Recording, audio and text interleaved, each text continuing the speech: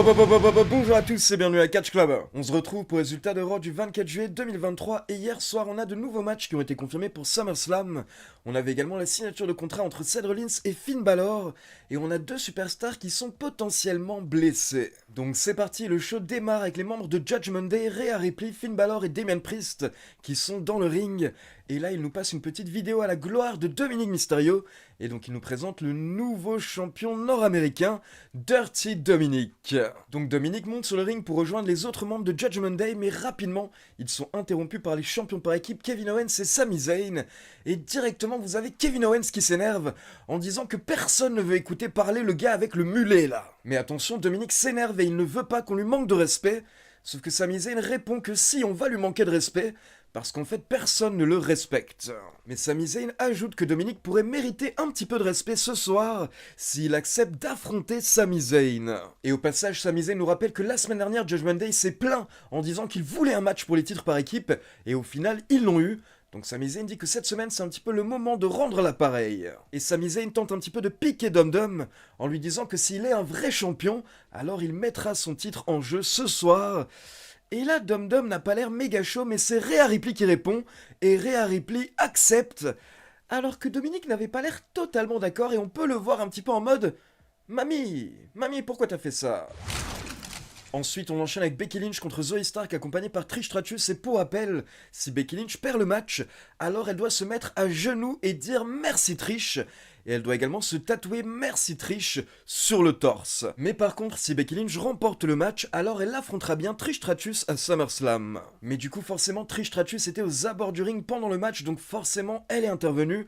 Une première fois quand Becky Lynch était à l'extérieur du ring, Trish Stratus lui a mis un coup de boule avec sa protection qu'elle avait au visage, donc forcément, ça a un petit peu assommé Becky Lynch, mais ce n'était pas suffisant pour faire perdre Becky. Et donc quelques minutes plus tard, Becky domine et elle porte un armbar à Zoey Stark. Du coup, vous avez Trish Stratus qui intervient à nouveau pour déconcentrer Becky Lynch. Donc Becky Lynch lâche prise, Zoey Stark tente d'attaquer, mais au final, Becky Lynch domine et elle porte son main handle slam pour la victoire. Et au passage, j'ai trouvé que c'était le meilleur match de Zoey Stark depuis qu'elle est passée dans le roster principal, et que ça marche vraiment bien entre elle et Becky dans le ring. Ensuite, nous avons une petite vidéo qui nous rappelle l'attaque de Brock Lesnar sur Cody Rhodes la semaine dernière, sous les yeux de la maman de Cody. Et derrière, vous avez Cody Rhodes qui fait son entrée sous une énorme pop. Donc Cody monte sur le ring et il nous dit qu'il ne s'attendait pas à se faire attaquer par Brock Lesnar la semaine dernière, mais il n'est pas surpris. Au final, il est impressionné, et là il nous ressort un petit peu le CV de Brock Lesnar en nous rappelant notamment que Brock Lesnar est devenu champion UFC Heavyweight avant même son 5e combat, et que Brock Lesnar a également failli rentrer dans la NFL. Donc Cody nous dit que lui, il a été très impressionné suite à cette attaque, mais il y a une personne qui n'a pas été impressionnée, et c'est justement sa maman, alors qu'elle était au premier rang et qu'elle a tout vu. Brock Lesnar ne l'a absolument pas impressionné, car Cody nous rappelle que sa maman, c'est la même femme qui a grandi, qui a vieilli, en voyant son mari Dusty Rhodes se prendre des boules de feu dans la gueule de la part de Terry Funk, et en voyant son mari Dusty Rhodes se faire détruire par tous les grands noms du business du catch. Donc la maman de Cody n'a absolument pas été impressionnée par Brock. Donc c'était beau parce que ça nous montre que malgré cette grosse attaque, Cody n'est pas du tout à terre, ça n'a rien fait à Cody, et il est prêt pour SummerSlam. Donc justement là il envoie un dernier message à Brock Lesnar et il dit que Lesnar a fait une erreur, c'est qu'il a laissé Cody respirer la semaine dernière alors qu'il aurait dû en finir. Et du coup c'est Cody qui va mettre fin à tout ça à SummerSlam. Ensuite, on enchaîne avec Sami Zayn accompagné par Kevin Owens contre Dominic Mysterio accompagné par Damian Priest et Rhea Ripley. Et forcément, Damian Priest et Rhea Ripley ont tenté d'intervenir dès le début du match, ce qui fait que Kevin Owens est intervenu et il a frappé Damian Priest pour le calmer. Sauf que l'arbitre a vu la scène, et donc l'arbitre a renvoyé Kevin Owens au vestiaire. Et là, Damian Priest et Rhea Ripley étaient tout contents, mais au final, l'arbitre les a également renvoyés au vestiaire. Donc là, le match continue pendant plusieurs minutes, et vers la fin, Sami Zayn prend l'avantage, et il se prépare pour son Helluva Kick, mais d'un coup, on peut voir au niveau de l'entrée que Damian Priest et Rhea Ripley sont de retour, avec Kevin Owens qu'ils viennent d'attaquer. Donc Kevin Owens est par terre, et forcément, ça déconcentre Sami Zayn, et Dominic en profite. Il lui porte un roll-up par surprise pour la victoire. Et donc quelques instants plus tard, on retrouve Kevin Owens en coulisses avec un médecin et Adam Pearce et Sami Zayn. Et donc petite info par rapport à Kevin Owens, donc hier soir ils ont fait un angle de blessure à Raw.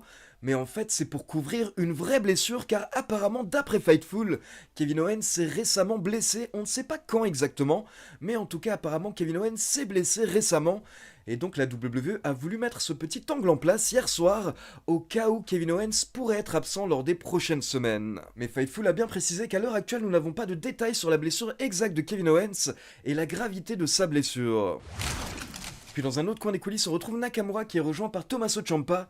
Et Tommaso Ciampa dit qu'il va laisser passer le coup de pied que lui a mis Nakamura la semaine dernière, car en soi Ciampa lui a coûté son match. Et donc Ciampa dit à Nakamura que maintenant ils sont quittes et ce soir Ciampa va affronter Bronson Reed, et il ne souhaite surtout pas que Nakamura intervienne pendant son match. Et Ciampa ajoute même que si Nakamura intervient, alors ils auront un problème. Puis dans un autre coin des coulisses, on a Judgment Day qui est en train de se balader, ils sont en train de faire les beaux, et là ils croisent Apollo Crews et Akira Tozawa, mais rapidement Tozawa prend la fuite, et donc au final Judgment Day s'embrouille un petit peu avec Apollo Crews, ce qui fait que plus tard on aura Damien Priest qui va affronter Apollo Crews. Puis on enchaîne avec Tommaso Ciampa contre Bronson Reed, et malheureusement pour Ciampa, Nakamura n'a pas écouté ses avertissements car vers la fin du match, on a Nakamura qui fait son entrée et qui marche tranquillement vers le ring.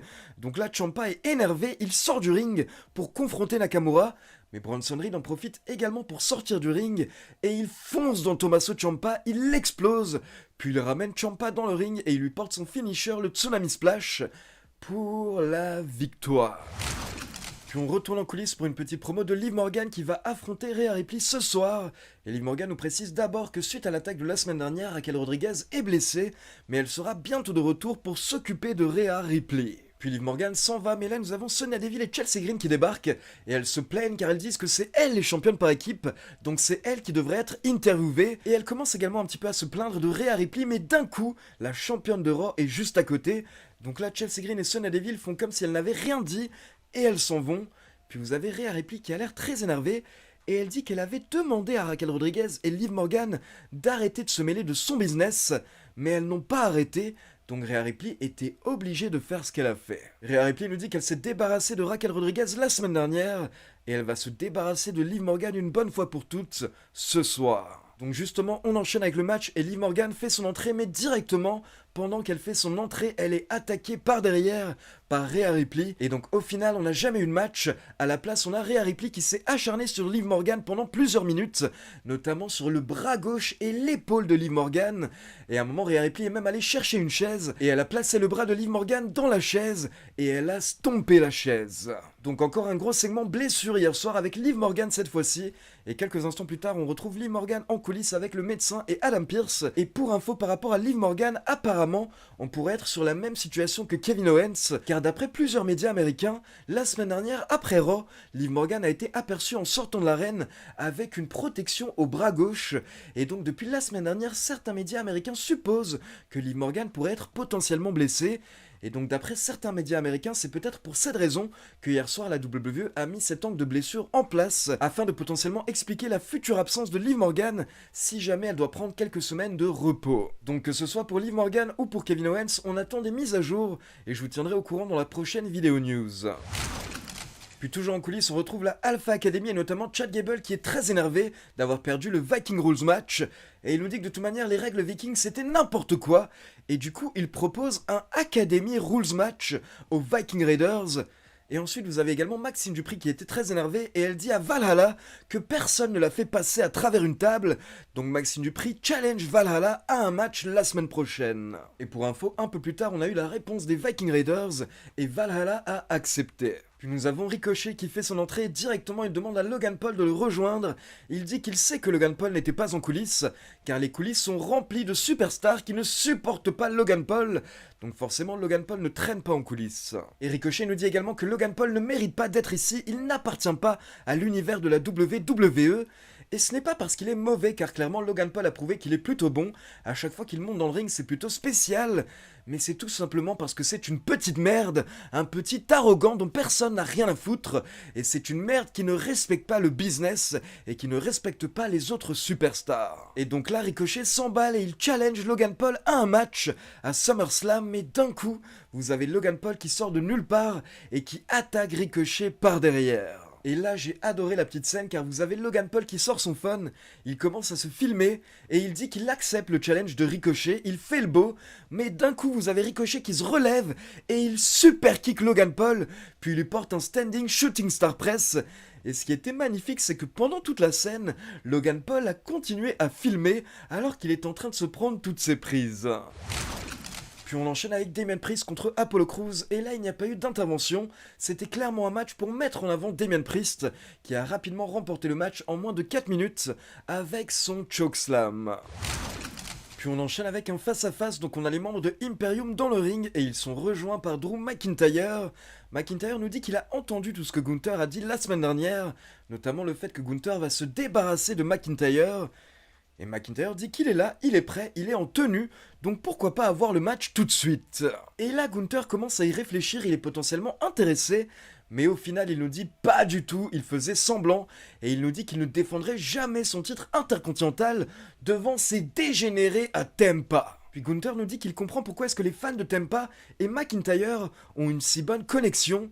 C'est parce que tout comme les fans de Tampa, McIntyre n'a jamais accompli quoi que ce soit dans sa vie. Et donc Gunther nous dit qu'il a déjà humilié McIntyre à WrestleMania, mais qu'il va à nouveau l'humilier à SummerSlam.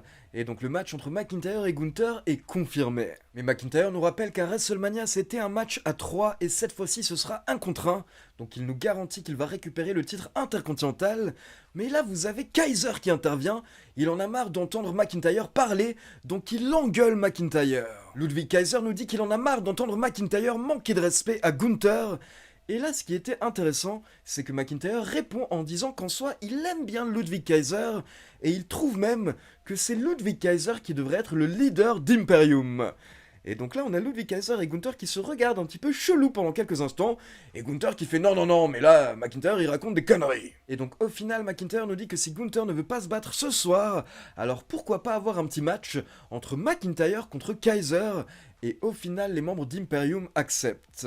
Donc là, on a eu un bon petit match d'environ 10 minutes, et malgré la présence des membres de Imperium, au final, McIntyre a réussi à porter son Claymore Kick pour la victoire. Mais attention, directement après le match, vous avez Gunther qui attaque McIntyre, et donc là, vous avez Imperium qui s'acharne sur McIntyre à 3 contre 1, mais vous avez Matt Riddle qui vient aider McIntyre, sauf que Riddle n'est pas assez, et donc à 3 contre 2, ils ne peuvent rien faire. Du coup, Imperium continue l'attaque, et ça continue même jusqu'à l'extérieur du ring. Et là, vous avez Gunther qui tente de faire passer McIntyre à travers la table des commentateurs, mais au final, McIntyre reprend ses esprits, et c'est McIntyre qui fait passer Gunther à travers la table. Ensuite, on passe en coulisses et on retrouve Shayna Baszler qui nous parle de Ronda Rousey, et elle nous dit qu'elle ne veut pas un match face à Ronda Rousey à SummerSlam, mais elle veut un fight, elle veut un combat, elle veut une bagarre. Et quelques instants plus tard, on a eu le droit à une interview de Ronda Rousey qui a bien entendu accepté. Puis on enchaîne avec le main event, donc on a Finn Balor dans le ring, il est rejoint par Seth Rollins pour la signature de contrat pour SummerSlam. Et donc nous avons Rollins qui signe le contrat, puis il dit à Balor que Balor a enfin compris.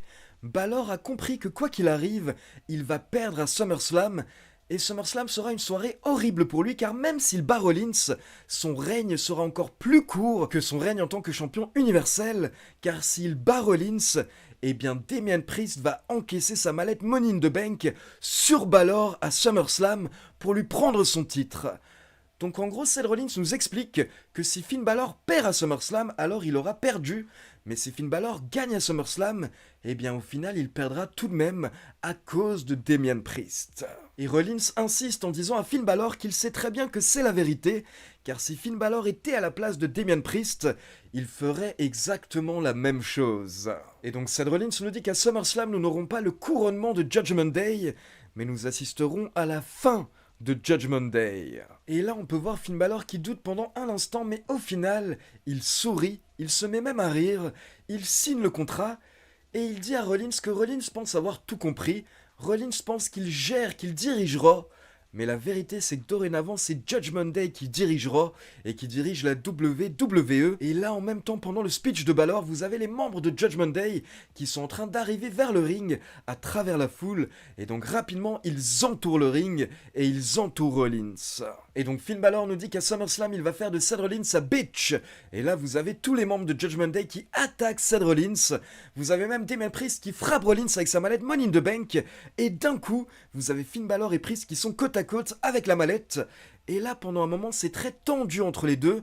Mais là, vous avez Sami Zayn qui fait son entrée pour tenter d'aider Rollins. Sauf qu'au final, ils ne peuvent rien faire à 4 contre 2. Et donc le show se termine avec Judgment Day en train de célébrer. Et donc petite remarque par rapport à Raw hier soir, encore une fois le show était correct, mais honnêtement ça manque d'émotion. Je ressens beaucoup plus d'émotion quand je regarde 2 heures de SmackDown que quand je regarde 3 heures de Raw. Et le truc c'est que comme je l'expliquais récemment lors d'un live, l'objectif d'un show de catch c'est justement de faire vivre des émotions. C'est l'unique objectif d'un show de catch, c'est de faire vivre des émotions aux spectateurs et les téléspectateurs pour qu'ils reviennent lors des semaines suivantes. Et là honnêtement cette semaine j'ai trouvé Raw un petit peu répétitif, notamment ce qui se passe entre Rollins et Judgment Day. C'est un petit peu la même chose que ce qui s'est passé lors des précédentes semaines. Et pareil pour Cody Rhodes et Brock Lesnar, je trouve que c'est un petit peu répétitif. Alors qu'à SmackDown, beaucoup de personnes se plaignent du fait que Roman Reigns ne défend même pas le titre, mais honnêtement, qu'est-ce qu'on s'en fout? Malgré le fait que Roman Reigns ne défend pas son titre, je ressens beaucoup plus d'émotion en regardant SmackDown que Raw, alors qu'à Raw, il y a un champion du monde qui défend son titre, mais malgré tout, ça me touche moins. Donc c'était juste pour expliquer rapidement qu'on s'en fout totalement que Reigns ne défende pas son titre, parce que le but de la WWE et le but du catch, c'est de nous faire vivre des émotions et à l'heure actuelle, il n'y a personne qui nous fait vivre plus d'émotions que Roman Reigns et la storyline de la Bloodline. Donc voilà, c'est tout pour le résultat de Raw et maintenant comme d'habitude c'est à vous. N'hésitez pas à me laisser vos avis dans les commentaires et comme d'habitude, n'oubliez pas de liker la vidéo, de vous abonner à la chaîne et de cliquer sur la petite cloche pour être informé de la sortie des prochaines vidéos. Ciao tout le monde!